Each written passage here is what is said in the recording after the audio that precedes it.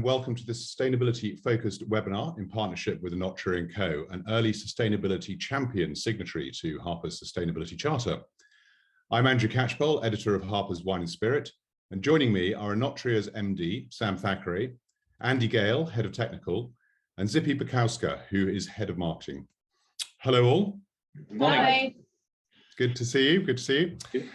Okay, so we're going to be discussing and highlighting the strides Enotria&Co has made in terms of embracing and advancing sustainability, while also exploring the company's strong stance against greenwashing.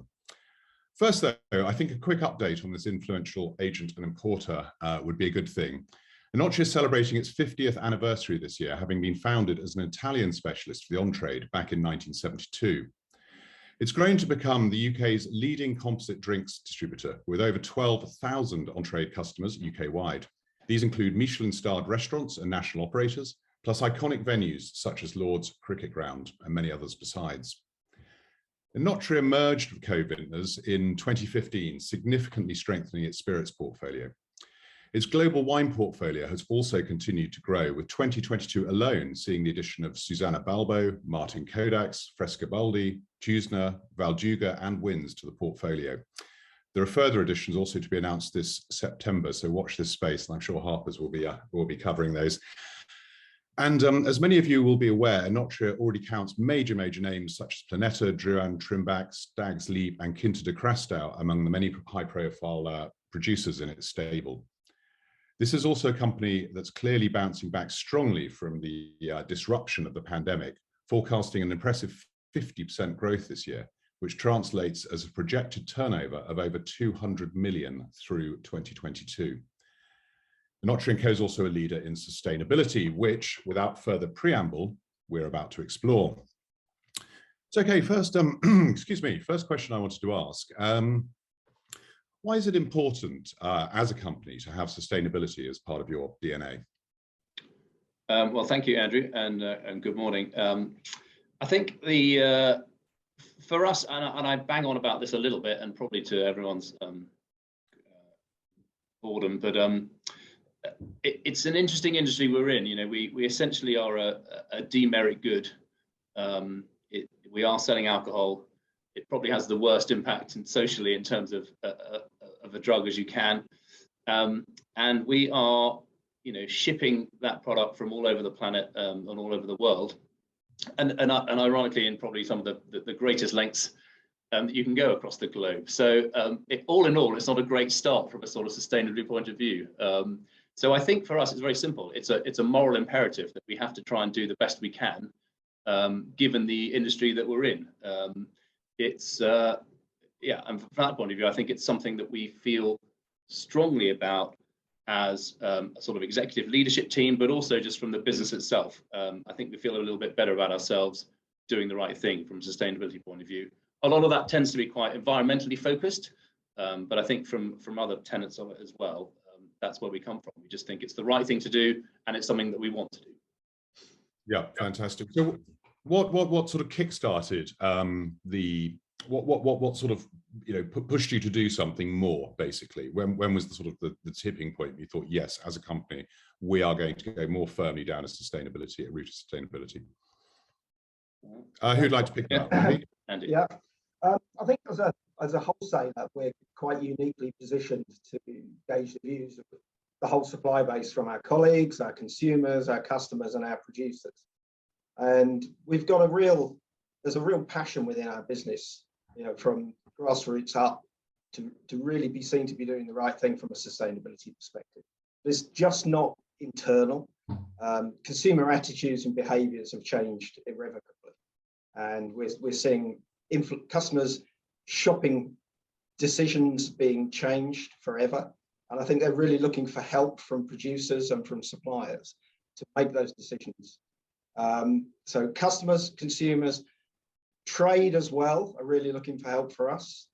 There was a CGA study that picked out 26% of UK hospitality really are looking for us to help them become more sustainable. And finally, I think there's almost a commercial imperative from some customers who are really driving the environmental and technical KPIs and policies and strategies across the business. So fundamentally, we're seeing increasing social, regulatory, and market pressures to respond positively to climate change is doing the right thing. So in a sense, it's a perfect storm, but in a good and a positive way. So the sort of pressure, the influence, and the impetus is coming from all angles around your business and internally. So yeah, okay, that's great. Could you sort of sketch how far you estimate that you've travelled on a sustainable journey, on your sustainable journey, and what goals you're kind of aiming for next? So how far have you come, and how far do you still need and want to go? Yeah, okay. I can say we've come quite far in a short space of time, and I think it's important to be sort of honest up front in terms of where we were, and I think where a lot of the industry is as well, which is performing quite poorly in the sustainable environment. Andy referenced there some of the more larger corporate customers we might have where sort of ESG is high up the agenda, or an integral part of the agenda, whereas I think in sort of wine and spirits trade, it's been quite low down for a long time, and the sort of particularly from a sort of wholesale point of view, it's been a nice to have rather than a want to have. So in that sense, we did an audit around and essentially established 3 pillars around which most people would understand quite easily. One around sort of environmental impact, one around governance essentially, and then one around sort of social elements and community and how the company interacts with its locality. So having established those 3 pillars, we did an audit. Fair to say we didn't score particularly well, but within that there was an awful lot of kind of low-hanging fruit for quick change. So I won't bore everyone with lots of the pillars, but for example, in the environmental area, one of the big goals was we need to commercially, and because we want to, get to a carbon pledge. So we've got a carbon net pledge by 2030, and the way we went around that was to do our measurements of SECR and essentially get our outputs on carbon. And then just very simple things around things like using renewable energy for our warehouse and head office, and changing that to renewables, ensuring that all of our packaging is 100% recyclable and sustainable. And then the other thing that we're very passionate about and came around from doing quite a lot of internal meetings was to ensure that we were sending zero waste to landfill as well, which again is something people can do quite easily, but don't necessarily take the time to understand what's going on in the supply chain with all the waste. And as you can imagine, for a business that imports a lot of product from around the world, you get a lot of waste, particularly in terms of wrapping and materials and cardboard and things like that, and pallets. So that was a very important and quick win for us. So there's been some really nice early success. If I can just add something on the low-hanging fruit, Sam sort of mentioned 3 pillars that we're building our sustainability charter around, and that middle one, the sort of culture, well-being, societal and community element, has come across really quickly.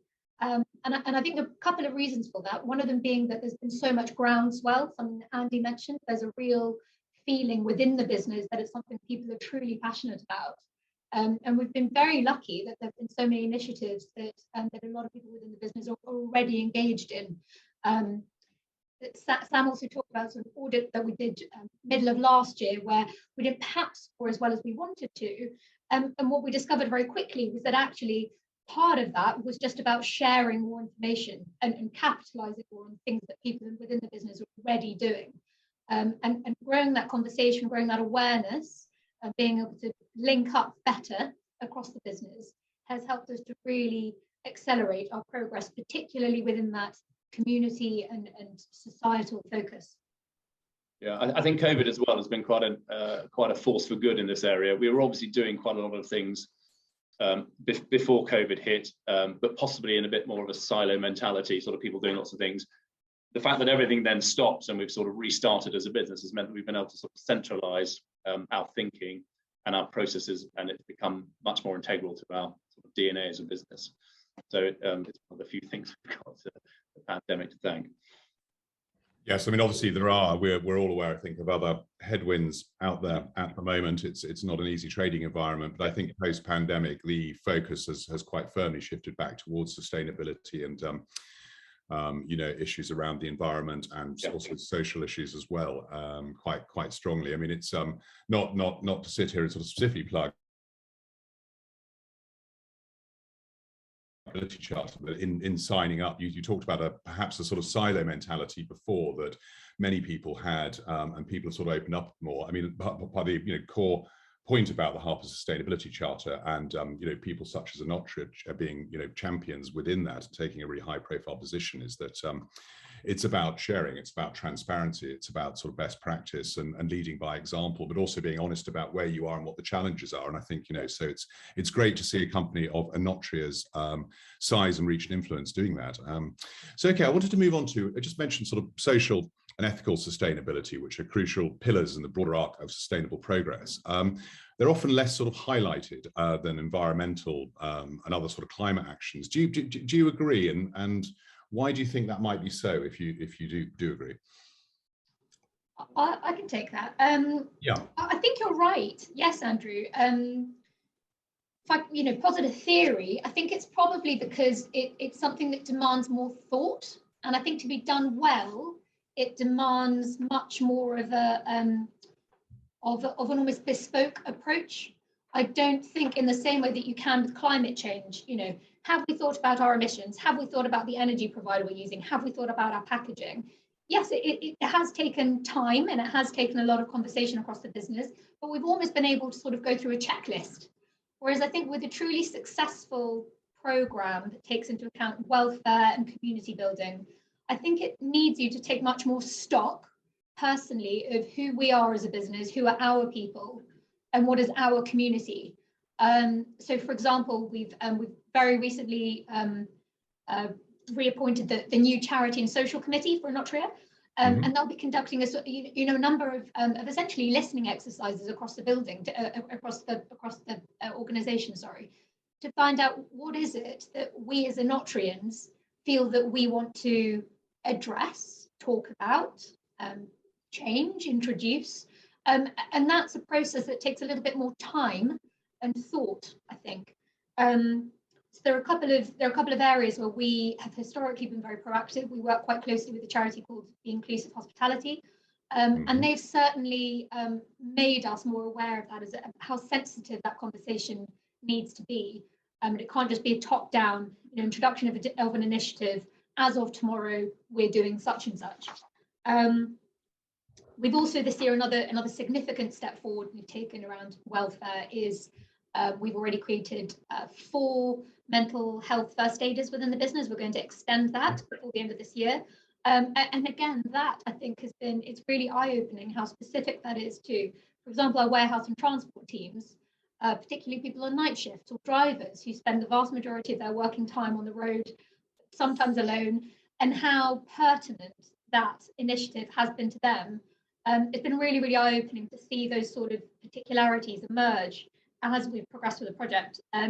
Historically, we've been very good at supporting employees across the business from all teams with training development opportunities, whether those are apprenticeships or WSET qualification support, master sommelier support, master wine support. But again, that's specific to our business and our industry. Perhaps that's something quite obvious, but it isn't a cookie cutter approach for all businesses that will work for you to make your employees feel valued and appreciated. Sure, thanks, Zippy. Andy, you were nodding. Was there anything you were to add to that?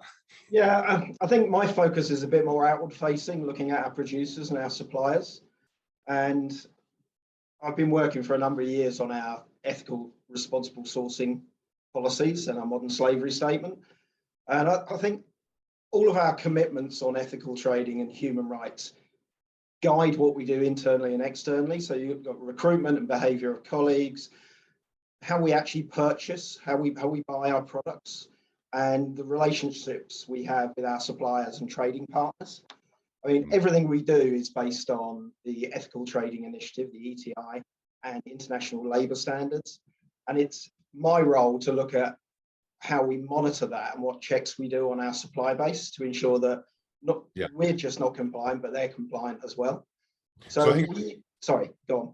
Sorry to interrupt. I think that's a really important point, isn't it? It's working with your own supply chain, your own supply partners, how you as a company ensure and encourage best practice. So yeah, if you could elaborate on that a little more, I think that's a really interesting area. No, you're absolutely right. And it's about leading those conversations with our suppliers rather than just enforcing something on them that they have no belief or no real understanding of. So this is a very collaborative approach that we've got. But from a systems perspective, we use SEDEX, which is the world's leading sort of community for managing ethical and environmental data. So we ask our suppliers to sign up to SEDEX, to complete a self-assessment questionnaire, which gives us an understanding of the level of risk, I suppose, that they represent.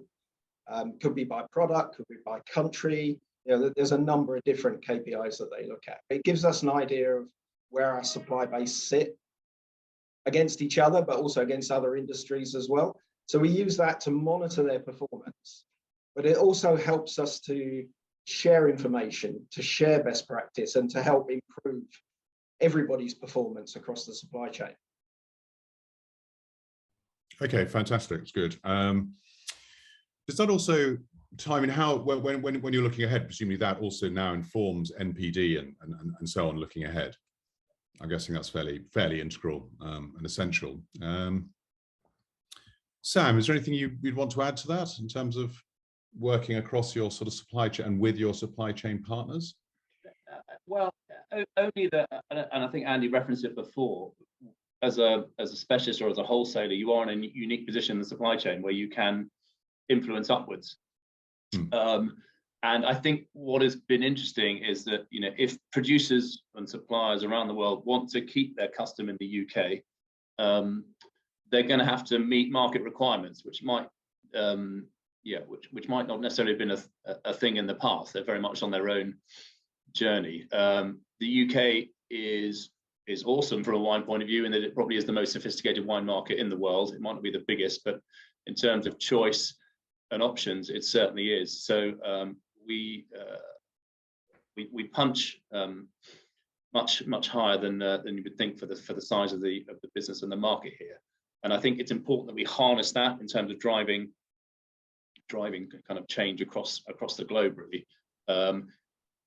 From a sustainable sort of point of view, I do feel that the UK is leading that conversation. Just the amount of sustainability task forces and people who've got engaged with it, particularly this year, is leaps and bounds ahead of other markets. So we do really have a responsibility to kind of lead that.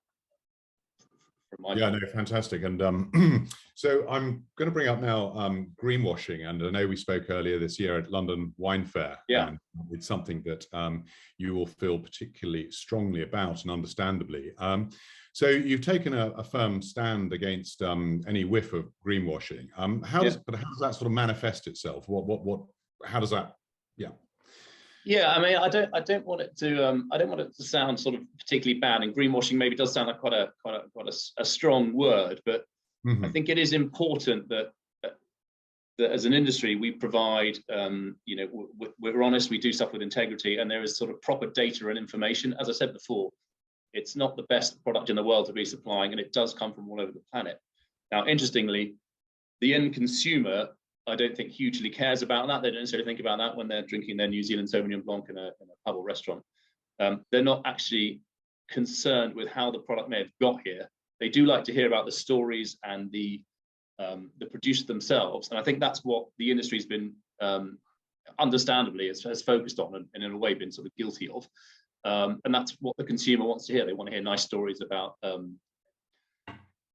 water usage or carbon positive or solar panels and all that sort of stuff, and good work in the vineyard. So that's the exciting consumer element. But the kind of bare fact is there's a nasty nitty-gritty element to the supply chain, which means it comes on smelly tankers across the globe.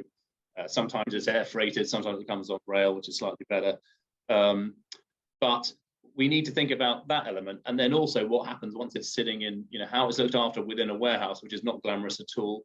and then the type of fleet that people are using to distribute that around the country. And a lot of people like to, gloss over that. So I suppose that's what I mean in terms of focusing on the greenwashing, and that is a huge part of it. How the product, once it leaves its lovely New Zealand vineyard, how does it get here? How long does it take? What is that carbon impact? And then how is it stored here? And then how is it successfully delivered to the gatekeeper, to the customer, and then the end consumer? So I think, from my point of view, we need to be honest about, and I don't want to get into the scope 1, scope 2, scope 3, but broadly speaking, that's the energy that you use yourself on site or within your fleet. That's the energy that you purchase to use in, like electricity, for example. And then scope 3 is your entire supply chain. And I think when people claim to be carbon neutral, they're absolutely not, because I just do not believe that people have got their entire supply chain data aware. We have something like 270 producers for wine alone. It is an absolute data minefield. And you've got some people much more willing than others to engage. So I think most businesses are a long way off from being able to truly claim that they're carbon neutral in this country. So I think that's what I mean by this greenwashing. People just need to think about the complexity of the supply chain and all the data that's required for that.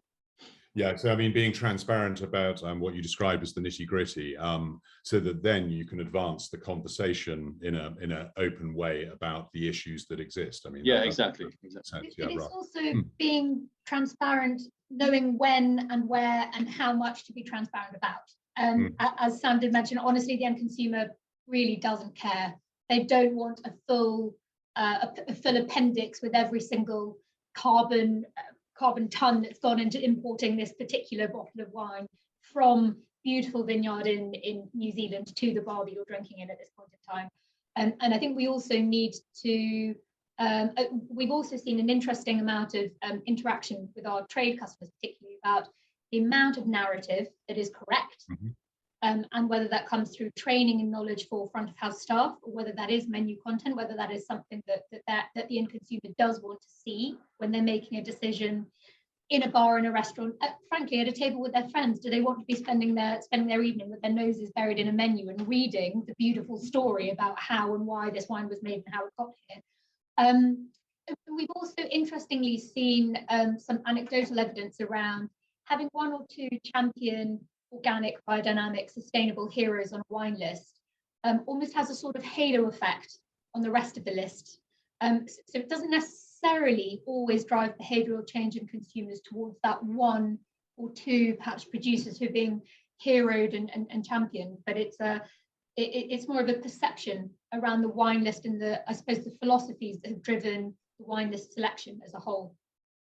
So it's almost as if it sort of assuages the consumer's conscience in terms of looking and thinking, okay, so this establishment is thinking about these matters, these issues, these topics, and therefore I'll trust this restaurant as a brand a little more in that way. Yeah. So sometimes subtle is also the way forward, a little nudge as opposed to in your face all the time, which, as you say, is a bit of a turn off for many consumers. Yeah, I mean, I think the onus sits on the gatekeepers, so the buyers for those restaurants, in terms of doing their due diligence around the sustainability credentials of the people who are supplying them.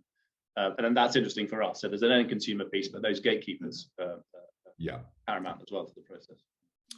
Okay, excellent. Well, I think to sort of begin to sum up, one of the most useful things that, for the watchers and listeners would be a sort of few takeaways. And I think as a sort of purpose sustainability champion and everything that you yourselves are doing as Enotria, what are the key points you'd share about the journey so far? Sort of, I guess, including challenges. What would you share with other companies that are just beginning to embark on a route of greater sustainability? Yeah, okay, well, I might go first, if that's all right. Okay. Well, so I think the main one is for years before 2022, we would talk about sustainability, but it would be a sort of add-on, and we will go through a strategic planning process for the business each year, and sort of articulate what our key priorities were as a business, and it would always sort of sit off, to the right, as like we should do something about sustainability. And I think until you make it a fundamental element of your strategy, in terms of your business strategy, a fundamental pillar, and make sure that it's embedded in everything you do, and all your communication has to be around that, then it's a nice to have, but nothing's truly going to get done. You have to make a fundamental change to the purpose of your business in order to get anything truly meaningful. Would be my big takeaway. And we've seen that this year when we did finally get to that sort of stage. We've seen real engagement. People understand it's their purpose, and can I do this more sustainably? Can I do this better?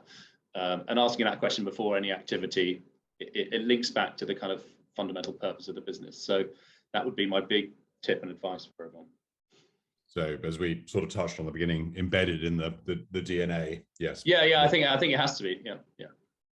Zippy, sorry, you wanted to add? Yeah, I think from my point of view, I think one of the big learnings in getting things done is involving different groups, different stakeholders from across the business. So Sam's talked about it being a strategic pillar that everybody can report against, that everybody's aware of. But I think beyond that is having an awareness that in order to get anything done, you do need to take stock of every single different part of the business. So we have a sustainability task force that meets about once a month. And on that task force, every single vast majority of teams within the business are represented. So you've got operations, buying, sales, technical, marketing as well. And I think it all feeds into learning from each other. So also a point we made before about making sure that nothing has fallen between the cracks, and making sure that we're all on the same journey together. And there are lots of learnings that actually, an opportunity has come up. And by sitting on the task force discussing it as a group, we've been able to justify taking a certain course of action because other people around the table can see the benefit to them. So rather than looking at something, previously we were talking about a historic approach, looking at something in silo, we've actually been able to justify certain changes, certain behaviours and initiatives, because we can see that it is going to benefit so many different teams around the business. I think that's probably one of the reasons why we've been surprised seeing the pace of change and how certain initiatives have really been pushed forward as a priority. Excellent, thank you. And Andy, from the technical side, perhaps, any further thoughts? Yeah, I have to be honest, it's not the best time to be looking at sustainability with all the challenges that we have in the supply chain and global economic crisis and everything else. But that makes it even more important that we keep this front of mind. Sam touched on a point about honesty and data earlier on in the conversation. And for me, that's really important from my side, is how do we keep ourselves honest? How do we keep our producers honest in all of this? And with a large global supply chain of over 600 suppliers and producers, it's not simple. So we've actually invested as a business in systems and in some personnel to help us track performance and drive this best practice. I've got another member of my technical team who's helping me focus on this. We've bought some systems that are coming online to help us manage supplier and product information. But I suppose the real crux of this for me is, if we want to share best practice, I encourage everybody to uptake this information that we're providing them with, is having honest conversations and setting realistic goals on environmental performance, and making it a key driver in how we manage our portfolio and what we do about new products and new producers going forward. So really difficult conditions with daily, let alone weekly or monthly supply chain challenges at the moment. But we're determined to lead on these issues and work really closely with customers, with consumers, with producers, and really drive lasting change. I think that's really the end game for us on this. Yeah, sure, no, fantastic. And I mean, I think, sort of as you're hinting at, if you can achieve all of this now with the huge challenges out there with as we know, the supply challenges, the cost of living crisis, and everything else that's putting challenges up there for distributors of wine, and indeed pretty much everything, then that's a good time to embed it. So okay, well, look, I think we've covered a lot of ground, and I'm hoping there's plenty in there. I have no doubt there's plenty in there that's of use in terms of sharing with others listening in, to where Enotria is at and where Enotria is heading in terms of sustainability. So it's been really fascinating chatting to the three of you, and That's great. So Andy, Zippy, and Sam, I'd like to thank you very much for joining me. And Thank you. thank you. And yep, look forward to speaking again soon and getting more of an update on what Enotria are up to. So thank you. Thank you very Absolutely. much. Take Thanks care. so much. Bye.